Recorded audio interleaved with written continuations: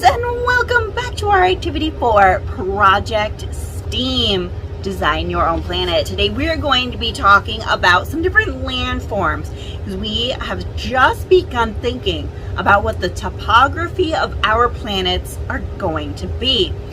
Basically, what are they made out of? How can we tell? So we are going to cover some basics. Is it a rocky planet? Is it a really wet planet? These are all things that we've looked at already when we've done some of our initial illustrations.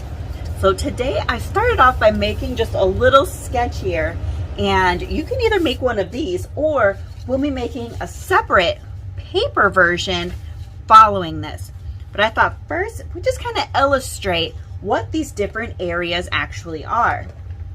So I'm going to grab my handy dandy water brush and I'm going to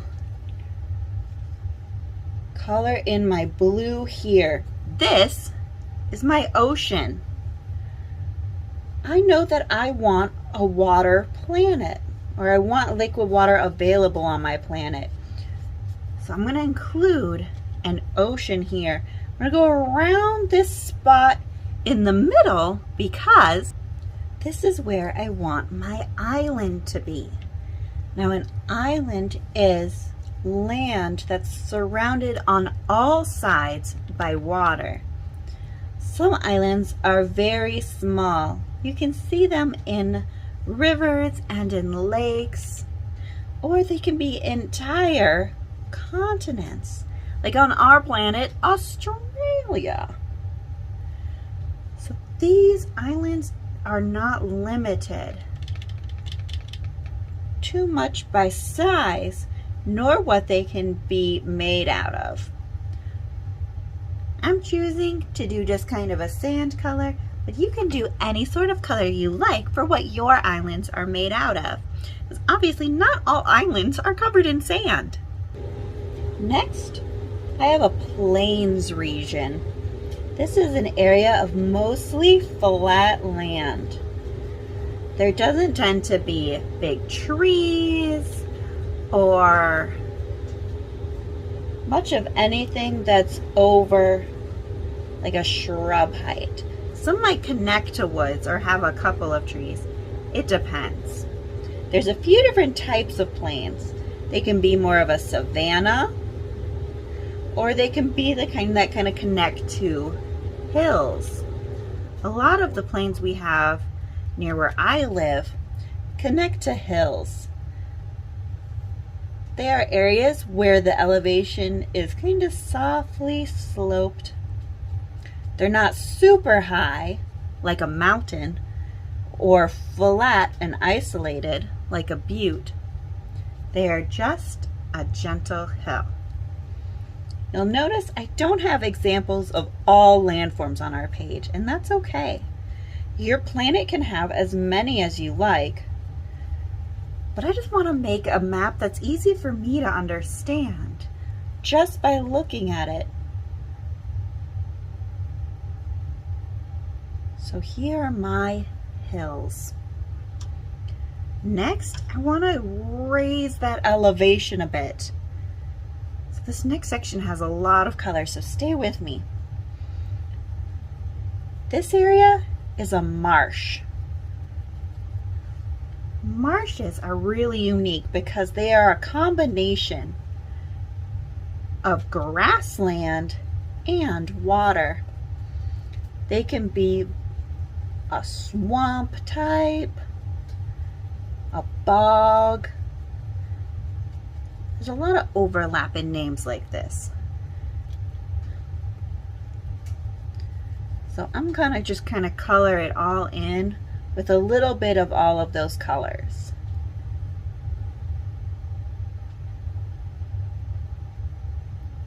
And there's my little marsh. It's got some standing water and some just soggy areas.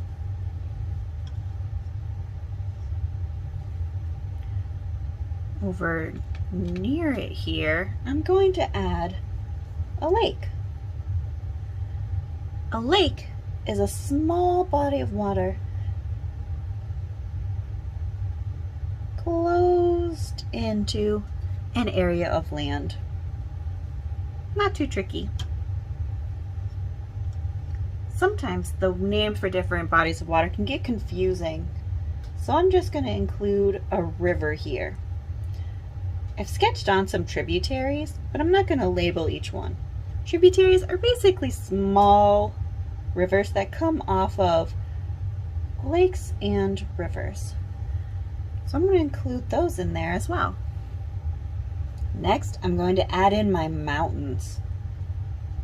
They are steep and larger than hills.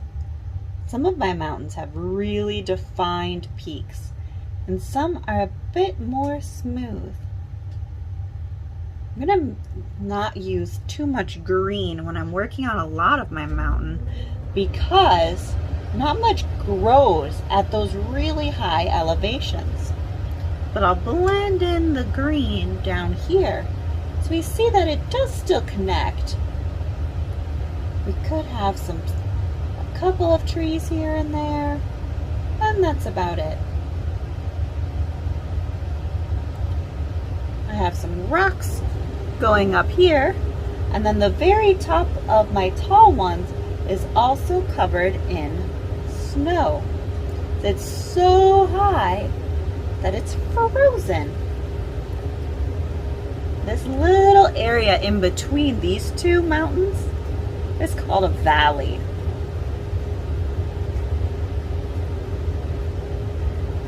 It's wonderfully green.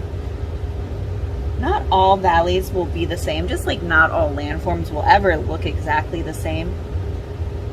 But a lot of valleys have controlled weather from the mountains around them. So they might end up very nice and lush and green, or they'll end up dry and deserty. And it depends on what's around them.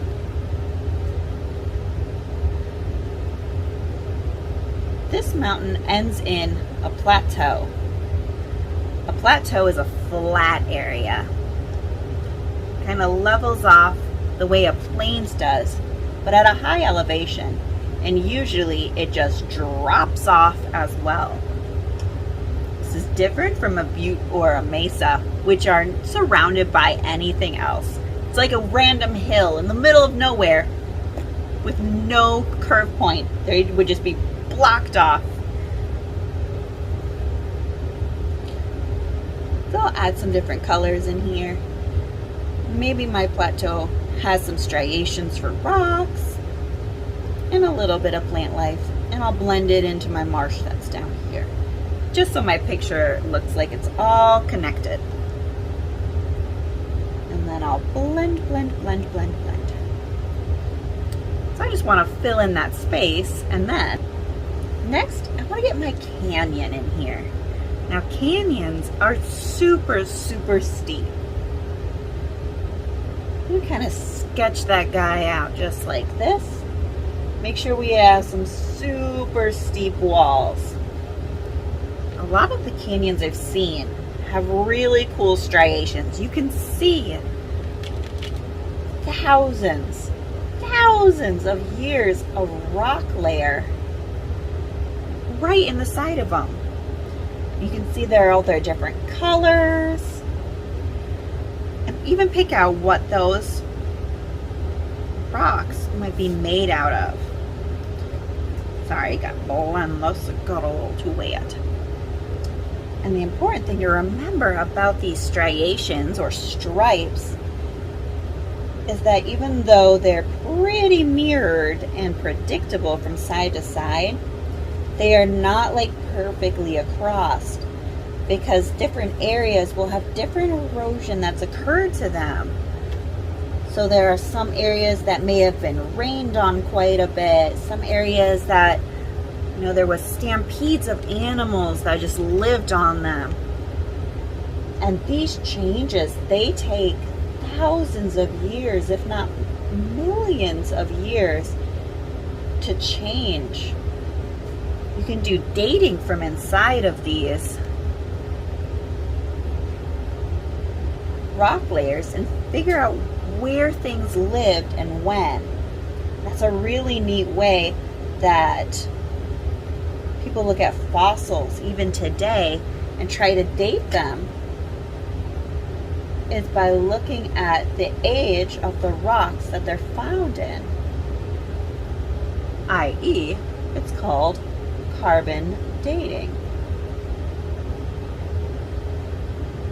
Now notice this big section in the middle. A canyon is missing a chunk. It has steep sides and just drops off. There's a lot of different reasons for the canyons. Could be a lot of erosion in one area. It could be from rivers or old lakes that have disappeared. It could be from glaciers that have gone past. The vast majority of the time, these canyons are so called because of water damage. Water that we all need, that like our whole world depends on, can also do amazing amounts of damage.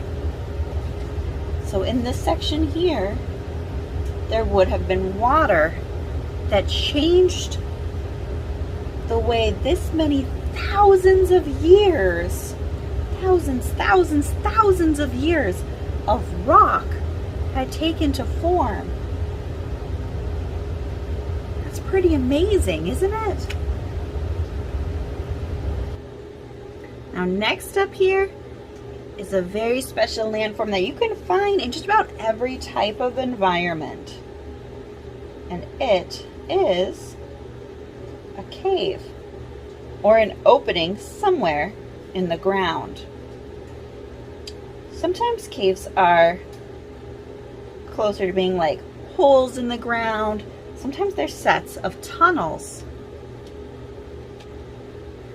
They might be set into the sides of mountains or other tall landforms like that.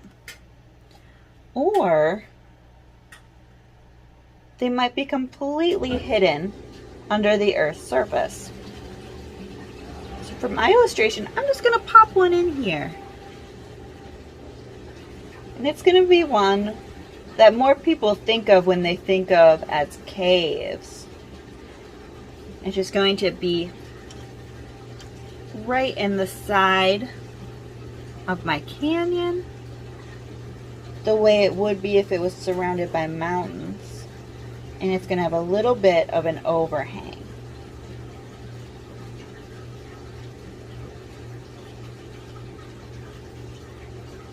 Blendy, blendy, blendy. There, a little cave. Now my last landform here is a volcano. Volcanoes are areas where the Earth's crust has opened up. So picture our mountains. And they can be about the same size of our mountains. Depends what kind of mountain we're talking. So these, not all to scale. But the difference between a volcano and a mountain, especially in our drawing here, we want to ensure that we show that there is an opening. See, volcanoes can still have things growing up the side of them. They might even have beautiful land around them. Because after all the destruction a volcano can cause, it can also be really quite good for the soil.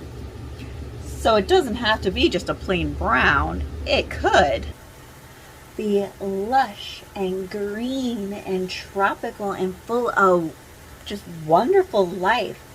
Because a lot of the time these volcanic soils are amazing for plants.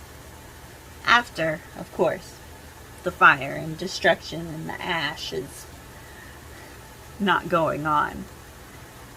It's important to remember that these things can hang out anywhere. They can be under the water, anywhere where plates can push up against each other or a crack can form. We could end up with magma leaking out. We can end up with lava. So, no, we obviously can't see the lava for realsies. So I'm just kind of red in this area here, like we're glowing a little bit. And the tiniest bit of glow and shine and smoke. So now it is your turn. You have a couple choices. You could make something like this. You could pick a circle and just draw out a couple of them. I just want to see your understanding. I'll show you one more very quick way that you can make something very similar to this. But you can even make it more like a flip book. This version, you're going to want some different colors of construction paper, or if you feel like getting a lot of coloring and painting in, a couple blank sheets. Starting with our very bottom layer, we're going to pick a light color for our ocean. So grab whatever blue that you have, and everything we do is going to fit onto a single sheet of paper. So I'm going to save my darkest blue, or if you have a black, you can save that one. And that will be my very background. So for my ocean, I'm going to fold my paper just right here. And I'm going to draw some little ocean lines on this part of my page. Once you've drawn your little lines, and they can be pointed or rounded, however you like, go ahead and cut them out. Now we have our first piece of paper. It's quite short, and we are almost done with it. What I'd like for you to do next is label it. Now you can label it on either side. If you want all of your labels to be on the front where everyone can see, go ahead and put it on the front.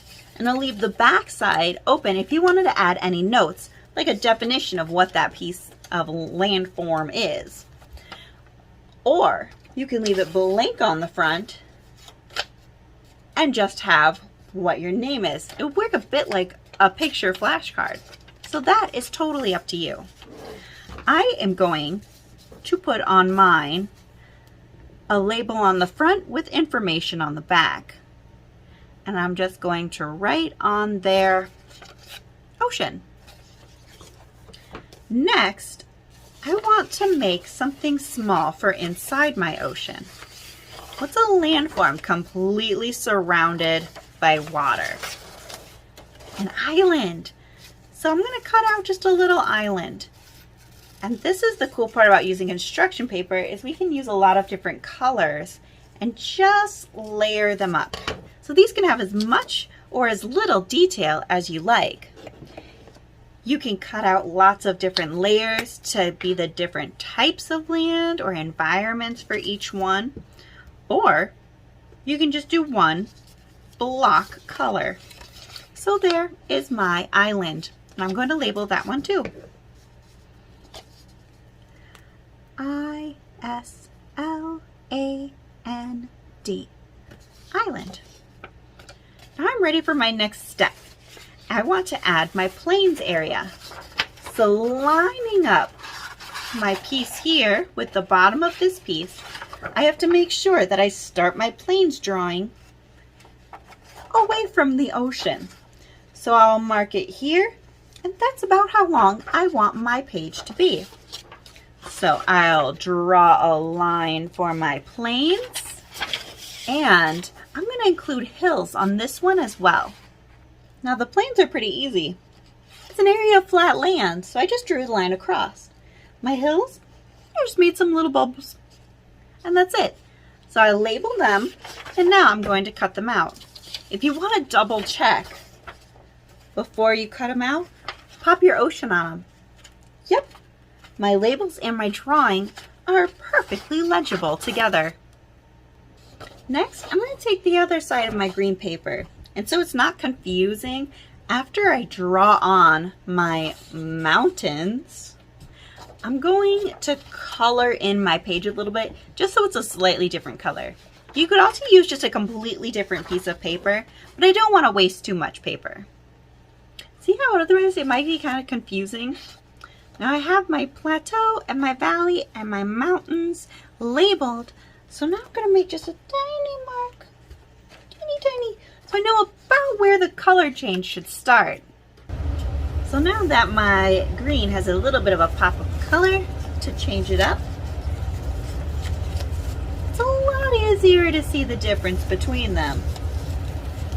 So my next layer, I'm going to add in my canyon.